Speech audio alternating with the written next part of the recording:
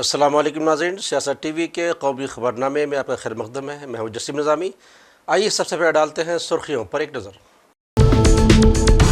مودی اور نتیش کمار کے پاس سوائے جھوٹ کے کچھ نہیں بچا، تیجسوی یادو کا ریمارک، کہا بہار میں اب آئے گی تبدیلی۔ اسد اویسی کا بہار میں کیا کام، پرشانت کشور کا ریمارک، کہا اسد اویسی پہلے حیدرآباد کی حالت دیکھ لیں۔ ہم ریاستی املاک پر غیر قانونی قبضے کو قانونی حیثیت نہیں دے سکتے ہیں، عمر عبداللہ کا رد عمل۔ آندھرا کے ساحل کی طرف تیزی سے بڑھ رہا ہے گردابی طوفان مونتھا، بارش اور بڑی تباہی کے اندیشے۔ 5 ریاستوں میں NDRF کی 22 ٹیمیں تعینات، کئی ٹرینیں منسوخ۔ تو یہ تھی سرخیاں، خبریں تفصیل سے۔ انڈیا بلاک کے انتخابی منشور سے قبل RJD رہنما تیجسوی یادو نے کہا ہے کہ بہار کی عوام اب تبدیلی چاہتی ہے۔ ان کا کہنا تھا کہ ان کا منشور واضح ہے اور ان کے بہار کی ترقی کے لے کر منصوبے بھی واضح ہیں، مگر BJP اور نتیش کمار کے پاس کوئی منصوبہ نہیں ہے۔ بہار کے عوام کو BJP اور نتیش کمار صرف دھوکہ دے رہے ہیں۔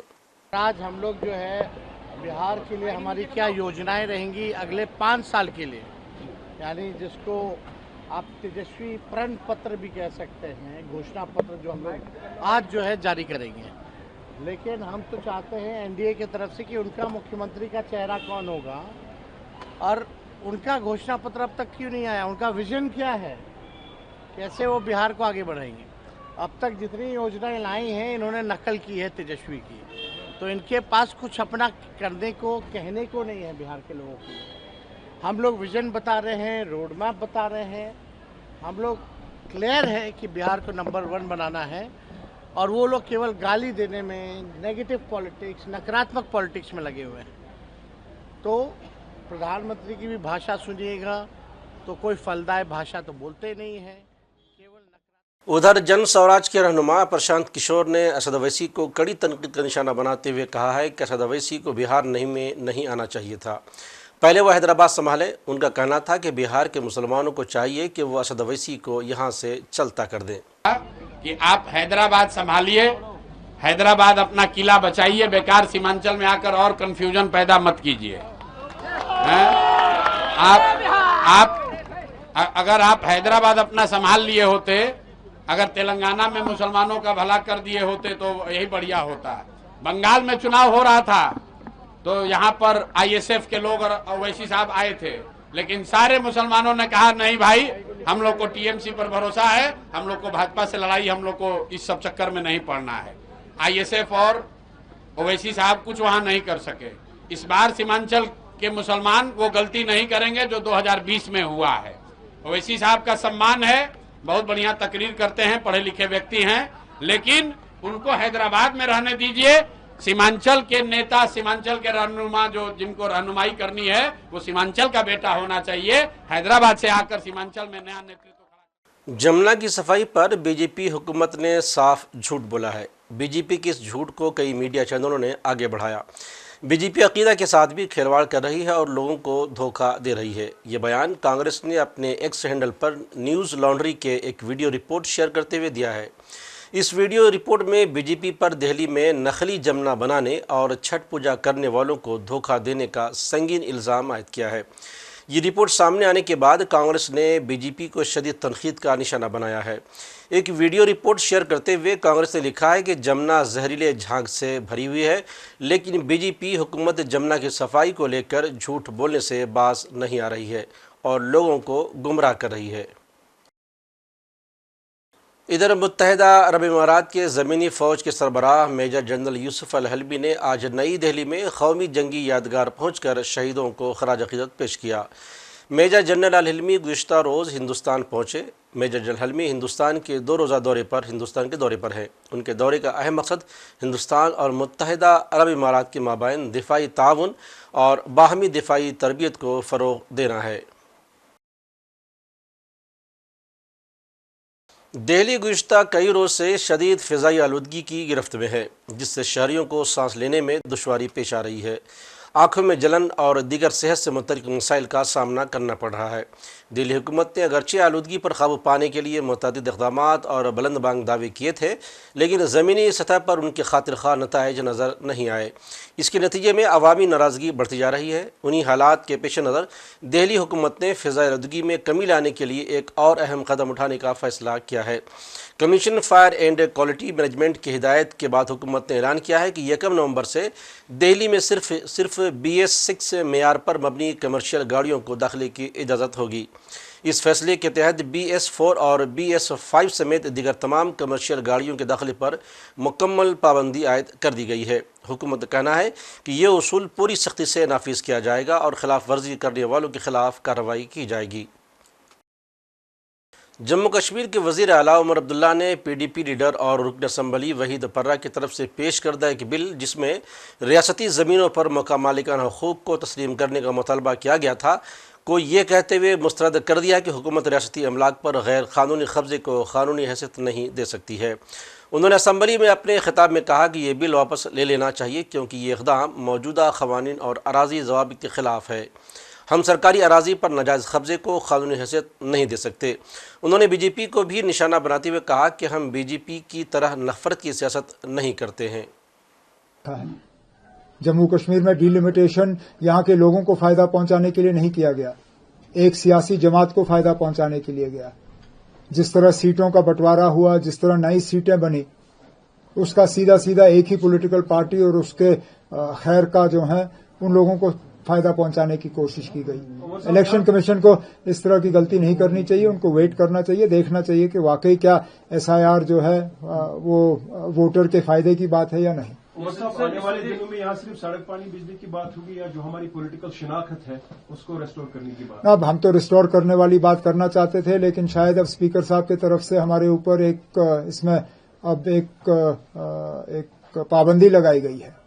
मुझे कोई एतराज नहीं था अगर किसी एक ऑनरेबल MLA साहब ने शायद स्टेटहुड के हवाले से एक रेजोल्यूशन लाने की कोशिश की थी, लेकिन उसमें फिर स्पीकर साहब ने सब जुडिस का वो कह के उसको मंजूरी नहीं दी।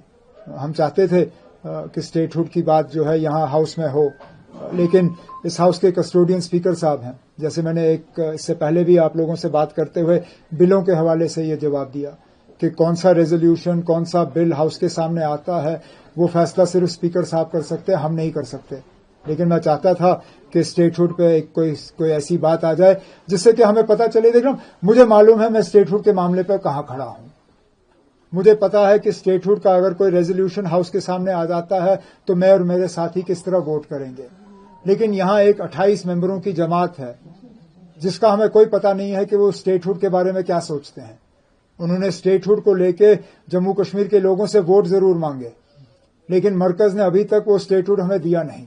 मैं चाहता था कि एक रेजोल्यूशन, ऐसा कोई मौका हमें हाउस में मिले जिससे कि वो 28 मेंबर जो हैं अपनी बात वोट के जरिए क्लियर करें कि स्टेटहुड के मामले में वो 28 लोग कहां पे खड़े हैं। ये जो सियासी मामले हैं, खासकर स्टेटहुड या अभी आप UT के वजीर आला हैं, जो आप यहाँ पे तरक्की करना चाहते हैं, उसमें कितनी?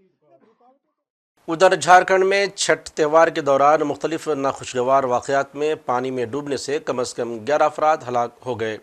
रिपोर्ट के मुताबिक सिर्फ पीर के रोज़ ही मुख्तलिफ मकामात पर बच्चों की डूबने से मौत हो गई। पुलिस ने बताया कि रियासत के हज़ारीबाग, गढ़वा और समटेगा ज़िला में 5 बच्चों की मौत हो गई, जबकि कई लोग लापता भी हैं। इससे एक रोज़ कबल यानी इतवार को समटेगा और पलामू ज़िला में 6 अफराद की डूबने से मौत वाक़ हो गई थी। मध्य प्रदेश में BJP लीडर के जरिए का एक किसान को थार जैसी भारी गाड़ी से कुचलकर मार डालने का इल्ज़ाम आयद किया जा रहा है। साथ ही इस किसान की बेटियों के साथ ही BJP लीडर की बर्बरियत का इंकशाफ भी कुछ मीडिया रिपोर्ट्स में किया गया है। इस ताल्लुक से अब कांग्रेस ने BJP पर सख्त अल्फाज में हमला किया है।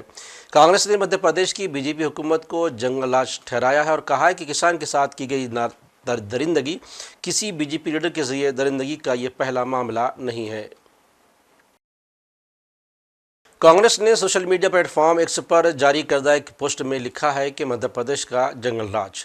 गुना में BJP लीडर महेंद्र नागर ने इख्तियार के जोम में एक किसान को थार से रौंद कर मार डाला।